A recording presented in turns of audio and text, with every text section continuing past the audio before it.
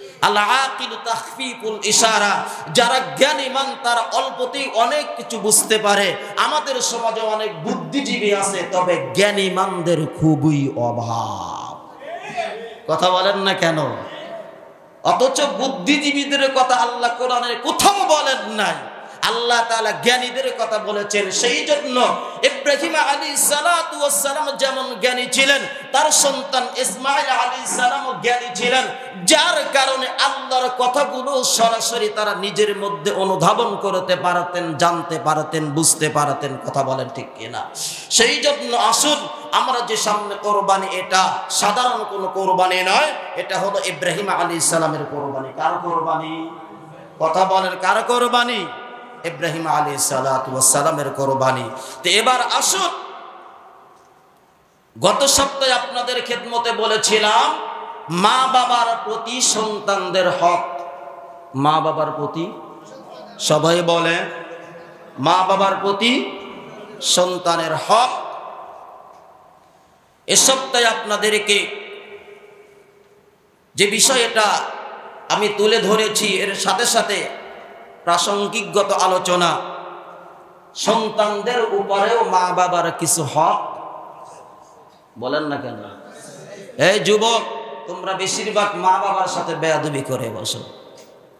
তোমরাও স্মরণ রাখবা, আমি এটাও 14টা হকের কথা আলোচনা, কোরআন সুন্নাহর আলোকে 14টা হকের কথা আছে। জীবিত অবস্থায় 7টা, আর ইন্তেকালের পরে 7টা। এই হকগুলো, এগুলো আমাদের সন্তানদেরকে শিখাইতে হবে, শিক্ষা দিতে হবে। কথা বলে ঠিক কি দেওয়া দরকার আছে না? কথা বলে আছে না নাই? সেজন্য ভালো করে মন দিয়ে শুনবে। নাম্বার 1, জীবিত থাকা অবস্থায় প্রতিটি সন্তানদের উপরে ফরজ, ওয়াজিব মা বাবার 7টা হক পালন করা। নাম্বার 1, পিতা মাতাকে পরিপূর্ণভাবে সম্মান ও শ্রদ্ধা করা। কি করা? এই যুবকের দল বলো না কে? পরিপূর্ণভাবে সম্মান এবং শ্রদ্ধা করতে হবে। কাকে? পিতা মাতাকে। নাম্বার 2, পিতা মাতার সাথে সৎ ব্যবহার ও মনে প্রাণে ভালোবাসতে হবে। সৎ ব্যবহার করতে হবে, মনে প্রাণে ভালোবাসতে হবে। প্রত্যেকটা কথা করার পিছনে কোরআনের আয়াত আছে। আলোচনা লম্বা হয়ে যাবে, সময় বেশি হয়ে যাচ্ছে। মা বাবার সাথে কি করতে হবে? সৎ ব্যবহার করতে হবে, মনে প্রাণে ভালোবাসতে হবে। নাম্বার 3, পিতা মাতার কথা নম্রভাবে নত হয়ে মেনে নিতে হবে। নম্রভাবে নত হয়ে মেনে নিতে হবে। ধুমুক দিয়ে কথা বলেন কেন? যাবে? আল্লাহ কোরআনের মধ্যে বলছে উফিল্লাহুমা, এমন শব্দ যেন না হয়, এর ব্যাখ্যা আছে। তাহলে নাম্বার 3, পিতা মাতার কথা নম্রভাবে নত হয়ে মেনে নিতে হবে। নাম্বার 4, পিতা মাতাকে উত্তম ব্যবহারের মাধ্যমে সেবা যত্ন করতে হবে। কি করতে হবে? উত্তম ব্যবহারের মাধ্যমে। বিশেষ করে যখন পিতা মাতা একটু বয়স্ক হয়ে যায়। কথা বলেন না কেন? ধুমুক আর শেষ নাই, কত যে ধুমুক আছে। সেই জন্য উত্তম ব্যবহারের মাধ্যমে সেবা যত্ন করতে হবে। নাম্বার 5, পিতা মাতাকে সুখে শান্তিতে রাখা ও রাখার ব্যবস্থা করে দিতে হবে। সুখে শান্তিতে রাখতে হবে এবং রাখার জন্য কি করতে হবে? ব্যবস্থা করে দিতে হবে। নাম্বার 6, পিতামাতার সব ধরনের প্রয়োজন সন্তান পূরণ করে দিবে। পিতামাতার সব ধরনের প্রয়োজন পূরণ করে দিবে। কে দিবে? কথা বলেন না কেন? সন্তান। নাম্বার 7, সন্তান যদি দূরে থাকে, সন্তান যদি ধরে নেন আমি ঢাকাতে আছি, আমার বাবা দেশে, বা কেউ প্রবাসে আছে সন্তান, প্রবাসে মা বাবা দেশের বাড়িতে, কথা বলেন আছে না নাই? সন্তান যদি দূরে থাকে মাঝে মধ্যে তাদের সাথে যোগাযোগ বা দেখা সাক্ষাৎ করা, মাঝে মধ্যে যোগাযোগ বা কি করা, দেখা সাক্ষাৎ। তুমি যদি দিনের মধ্যে তোমার বউর সাথে 5 বার কথা বলতে পারো, মা বাবার সাথে কি 2-3 বার পারো না? কথা বলেন না কেন? হ্যাঁ, সন্তান যদি দূরে থাকে তাহলে মাঝে মধ্যে পিতামাতার সাথে সাক্ষাৎ করবে অথবা যোগাযোগ করবে। এই হলো 7টা জীবিত থাকা অবস্থায় প্রত্যেকটা সন্তানের উপরে ফরজ আমল, এই 7টা। মা বাবা যদি দুনিয়ার থেকে বিদায় নিয়ে চলে যায়, ইন্তেকাল করে, ইন্তেকাল করার পরেও প্রত্যেকটা সন্তানদের উপরে আরো 7টা হক আছে, 7টা কাজ। নাম্বার 1, পিতামাতার জন্য আল্লাহ তাআলার কাছে ক্ষমা চাওয়া এবং তাদের জন্য আল্লাহর কাছে প্রার্থনামূলক দোয়া করা। কি করা? নাম্বার 1 কি? আল্লাহর কাছে মা বাবার জন্য কি চাইবে? সবাই বলে ক্ষমা চাইবে এবং প্রার্থনামূলক, আল্লাহ আমার মায়ের কবরটুকু জান্নাত এর মালিক বানায় দিও, মায়ের কবরের মধ্যে জান্নাতের নাজ ও নিয়ামত দান করে দিও। প্রার্থনামূলক ক্ষমা তো চাইবে, এর সাথে সাথে প্রার্থনামূলক, কথা বলেন না কেন, দোয়া করতে হবে।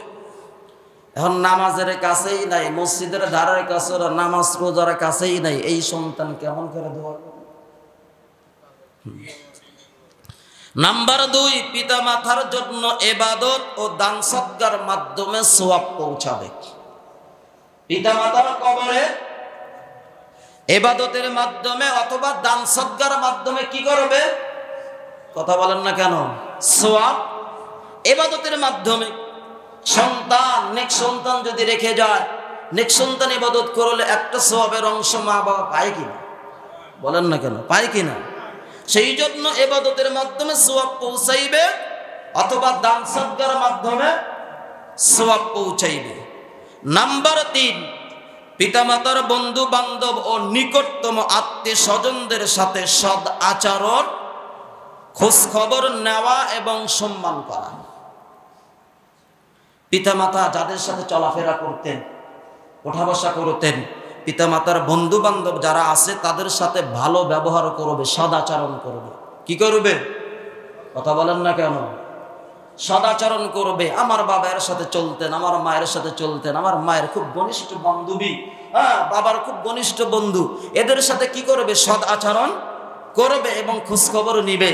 আঙ্কেল কেমন আছেন, চাচা কেমন আছেন, হ্যাঁ খালাম্মা কেমন আছেন, এমন করে খোঁজখবর নিবে আর তাদেরকে কি করবে? সম্মান করবে। কি করবে? সম্মান করবে। নাম্বার 4, পিতামাতার বন্ধু বান্ধব ও পিতামাতার নিকটতম আত্মীয় স্বজনদেরকে সাহায্য সহযোগিতা করবে। পিতামাতার যত নিকটতম আত্মীয় স্বজন আছে, বন্ধু বান্ধব আছে, এদেরকে সাহায্য সহযোগিতা করবে, তাদের দেখাশোনা করবে, সাহায্য সহযোগিতা করবে। নাম্বার 5, পিতামাতার রেখে যাওয়া কোনো ঋণ থাকলে সেই ঋণ পরিশোধ করবে। পিতামাতার যদি কোনো ঋণ থাকে, মা বাবা মারা গেছে কিন্তু তাদের রেখে যাওয়া কিছু ঋণ আছে, সেই ঋণ পরিশোধ করবে। এবং পিতামাতার কাছে যদি কারো যদি গচ্ছিত কোনো আমানত থাকে, সেই আমানতগুলো আদায় করবে। কথা বোঝেন না মনে হয়? পিতামাতা কারো কাছ থেকে কেউ হয়তো আমানত রেখে গেছে কিন্তু ইন্তেকালের পরে বুঝিয়ে দিতে পারে নাই, সেই জন্য তাদের আমানতগুলো ফিরিয়ে দিতে হবে। অথবা পিতামাতা যদি কোনো ঋণ করে থাকে, সেই ঋণগুলো আদায় করে দিতে হবে। নাম্বার 6, পিতামাতার যদি কোনো বৈধ ওসিয়ত করা থাকে। কি ওসিয়ত? কথা বলে। বৈধ ওসিয়ত করা থাকে, সেই বৈধ ওসিয়ত পূর্ণ করা। কি ওসিয়ত? বৈধ ওসিয়ত যদি করে গিয়ে থাকে, সেই বৈধ ওসিয়ত কি করা? পূর্ণ করা। নাম্বার 7, পিতামাতার কবর মাঝে মধ্যে জিয়ারত করা। কি করা? কথা বলে। অনেক সন্তান আছে মার কবর কোনে, বাবার কবর কোনে জানেও না, কি সত্য না মিথ্যা বলছি বলেন? সেই জন্য পিতামাতার কবর মাঝে মধ্যে কি করা? জিয়ারত করা। তাহলে আসুন, ইন্তেকালের আগে প্রত্যেকটা সন্তানদের উপরে 7টা হক আদায় করতে হবে, এটা ফরজ একটা ইবাদত। এবং পিতামাতা ইন্তেকালের পরে আবার প্রত্যেকটা সন্তানদের উপরে 7টা হক পিতামাতার। সেই জন্য এই 14টা হক আমাদের সবারই আদায় করা দরকার, আছে না নাই? সবাই বলেন আছে না নাই? অবশ্যই আছে। সেই জন্য কোরআনের যেই জায়গার মধ্যে আল্লাহ নিজের গোলামির কথা, দাসত্বের কথা, গুণকীর্তনের কথা, প্রশংসার কথা বলেছেন, আল্লাহ সেখানেই মা বাবার কথা আলোচনা করেছেন। এই 14টা হক, গত সপ্তাহে 15টা হক নিয়ে আলোচনা করেছিলাম, এ সপ্তাহে 14টা হক। সেই জন্য কাগজটা ফটোকপি করেছি। যাদের সম্ভব হয় ইনশাআল্লাহ অবশ্যই নামাজের পরে নিয়ে যাবেন এবং সবাই মুখস্থ করবেন, সন্তানদেরকেও শিখাইবেন। আল্লাহ তাআলা আমাদের সবাইকে আজকের আলোচনার উপরে আমল করার তৌফিক দান করেন। সবাই বলি আমিন।